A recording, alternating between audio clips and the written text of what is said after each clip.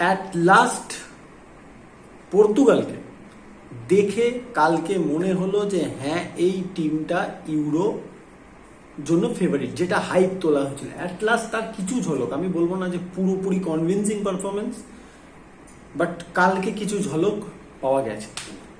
Cristiano রোনাল্ডোর একটা square করে দেওয়া পাস নিয়ে এখন বাজার গরম, কারণ সবাই বলছে যে রোনাল্ডো আনসেলফিশলি অবভিয়াসলি নিজে গোল করতেই পারতো, কারণ যে জায়গায় বল পেয়েছিল সেখান থেকে রোনাল্ডোর জন্য গোল করাটাই স্বাভাবিক। কিন্তু রোনাল্ডো এটা হয়তো মেক শিওর করতে গেছিল যে 2-0 যে প্রেশারটা থাকে, কারণ একটা গোল খেলা পাল্টে যেতে পারে, সেই জায়গায় যদি 3-0 হয়ে যায় তাহলে খেলাটা অনেক বেশি পর্তুগালের গ্রিপে চলে আসবে, সেটাই মেক শিওর করেছে সবাই।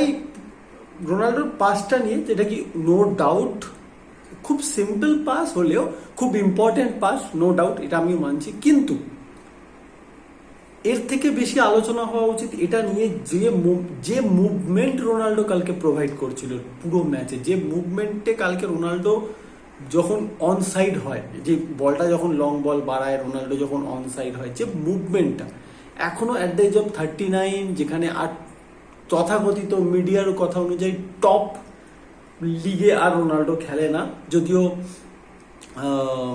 অনেকে আবার এটা বলে যে আপনার আমেরিকাতে লিগটা, যেটা আমেরিকান সকার লিগ, যেটা সেটা অনেক টপ লিগ হতে পারে, বাট সৌদি আরবের লিগ নয়। তো যাই হোক, সব বিতর্কিত কথা বলে লাভ নেই। তো সেইখান থেকে রোনাল্ডো যে মুভমেন্টগুলো কালকে প্রোভাইড করছিল, খুব ইম্পর্টেন্ট জিনিস দেখুন, প্রথমেই একটা প্রশ্ন আসে যে ক্রিশ্চিয়ানো রোনাল্ডোকে কেন এখনো 90 মিনিট খেলানো হবে, বা ক্রিশ্চিয়ানো রোনাল্ডো কেন স্টার্ট করছে, এই প্রশ্নটা মিডিয়া থেকে ওঠে। রবার্তো মার্টিনেজকেও বারবার বলা হয়েছে। এবার রবার্তো মার্টিনেজ তো নিজের টিমের অন্যান্য প্লেয়ারদেরকে ছোট করতে পারে না কোনোভাবে, তো সেখানে যথেষ্ট ব্যালেন্স করেই উত্তরটা রবার্তো মার্টিনেজ দিয়েছে যে রোনাল্ডোর ক্যাপেবিলিটির জন্য, রোনাল্ডো যেটা আমাদের প্রোভাইড করে, রোনাল্ডোর এক্সপিরিয়েন্স, এগুলোর জন্যই রোনাল্ডো টিমে, আর রোনাল্ডো সবচেয়ে বড় কথা পারফরমেন্স করছে কন্টিনিউলি, 51 গোলস লাস্ট সিজন, তো এইগুলোর জন্য রোনাল্ডো টিমে আছে। যে কথাটা রবার্তো মার্টিনেজ বলতে পারে না, বিকজ প্রফেশনাল, বিকজ একটা টিম চালাতে হচ্ছে, তাকে দেখতে হচ্ছে পুরো টিমটা, সেটা হচ্ছে ধরুন আপনি ক্রিশ্চিয়ানো রোনাল্ডোর জায়গায় কাকে খেলাবেন, আপনার কাছে অপশনস আছে গঞ্জালো র্যামোস, ডিয়েগো জোটা, এই দুটো অপশন আপনার কাছে আছে যারা প্রপার নাম্বার 9 খেলতে পারে, ঠিক আছে, নিজে ক্লাবেরও তো গঞ্জালো র্যামোস তো প্রপার নাম্বার 9ই। তো এখন ডিফারেন্স হচ্ছে দ্য মোমেন্ট আপনি গঞ্জালো র্যামোস হলো আর ডিয়েগো জোটাকে আপনি খেলাচ্ছেন আর ক্রিশ্চিয়ানো রোনাল্ডোকে খেলাচ্ছেন, এই তিনটে ডিফারেন্সটা কি? ডিফারেন্স হচ্ছে যখনই ক্রিশ্চিয়ানো রোনাল্ডো টিমে আছে, অপোনেন্টের ওপর যে একটা প্রেশার অলওয়েজ কাজ করে, কারণ অপোনেন্ট টিম ম্যানেজমেন্ট, তার ম্যানেজার, তাদের ডিফেন্স সবাই জানে যে রোনাল্ডোকে আপনি 3-4 সেকেন্ডেরও ফ্রি স্পেস দিতে পারবেন না। বক্সের ভেতর যদি আপনি 3-4 সেকেন্ডের ফ্রি স্পেস দিয়ে দিয়েছেন, he is going to kill you. Gonzalo Ramos, Diego Jota, with due respect, যখনই এই প্লেয়ারগুলো নামবে কোথাও না কোথাও একটু ইজি অপোনেন্ট হয়ে যাবে, কারণ দেখুন একটা জিনিস তো মানতেই হবে না, আলটিমেটলি নামের একটা ভার থাকে।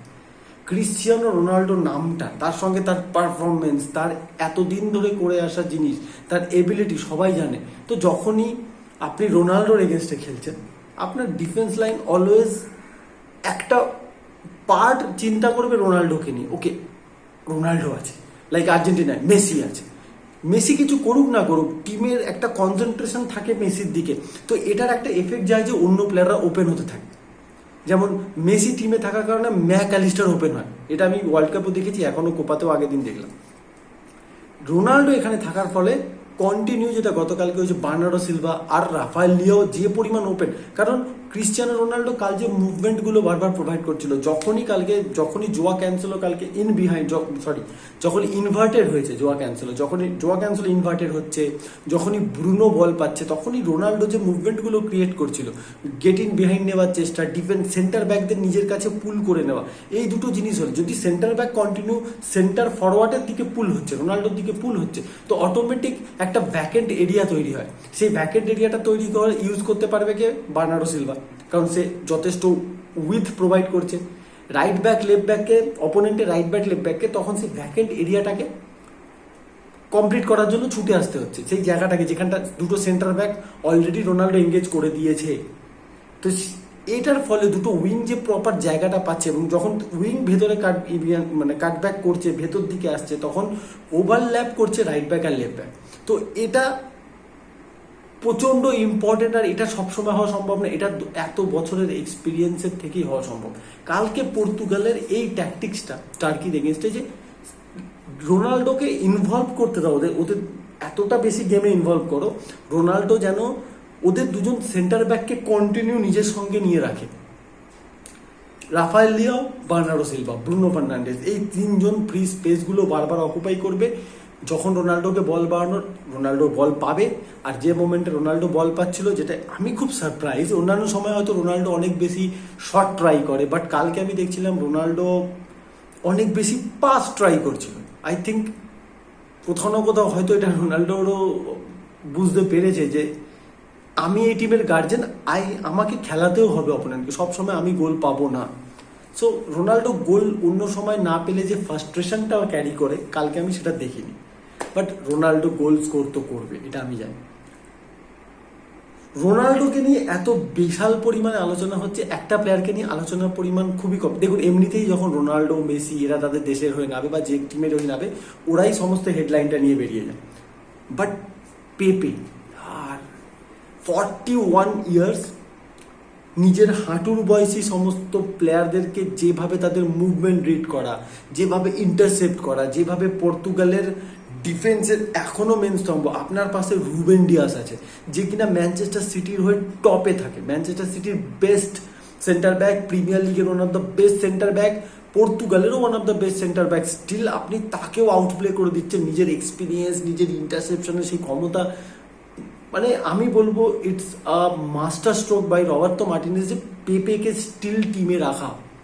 হয়তো এমন হতে পারে কোনো জায়গায় পেপে আউট পেস্ট হয়ে যেতে পারে অন্য অপোনেন্ট, কিন্তু পেপে সেটা চট করে হয় না, কারণ পেপে সেই জোন কেটে ডিফেন্স করার যে টেকনিকটা পেপে বারবার, কালকেও আমি দেখছিলাম যখন পরবর্তী সেকেন্ড হাফে যখন প্রায় 70-75 মিনিটের পর আর্দা গুলারকে নামালো টার্কি, যেটা আমার কাছে খুব সারপ্রাইজিং যে এত ইম্পর্টেন্ট ম্যাচে কেন, যদিও 3 পয়েন্ট পেয়ে আছে টার্কি, হয়তো রিস্ক নিতে চায়নি, স্টিল যখন আর্দা গুলারকে নামালো, পেপে কিন্তু একবারের জন্য আমার মনে হয়নি যে আউটপেস্ট হয়ে যাচ্ছে আর্দা গুলারকে দিয়ে, কারণ পেপে পজিশনিং সেন্স, তার ডিফেন্সিভ এবিলিটি, আর তার সঙ্গে ভাই fitness.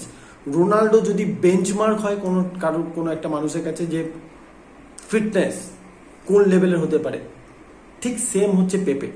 At the age of 41 years আপনি নিজের দেশের হয়ে ইউরো খেলছেন, পোর্তোর হয়ে অলমোস্ট চ্যাম্পিয়ন্স লিগ সেমিফাইনাল খেলে ফেলেছিলেন, তো it's not a matter of joke, it's dedication, তার সঙ্গে ব্রিলিয়েন্ট। পর্তুগাল কালকে ভালো লেগেছে আমার, পর্তুগালকে। তো গ্রুপ লিগের সেকেন্ড ম্যাচ ডে শেষ, আজকে থেকে থার্ড ম্যাচ ডে স্টার্ট হচ্ছে, আর অ্যাট এ টাইমে 2টো করে ম্যাচ হবে, কারণ গ্রুপ লিগের ডিসাইডিং ম্যাচ হবে। তো গ্রুপ এ থেকে জার্মানি কোয়ালিফাই অলরেডি করে গেছে, এখনও অনেকের ভাগ্য ঝুলে আছে, তো it is going to be quite interesting last স্টেজটা।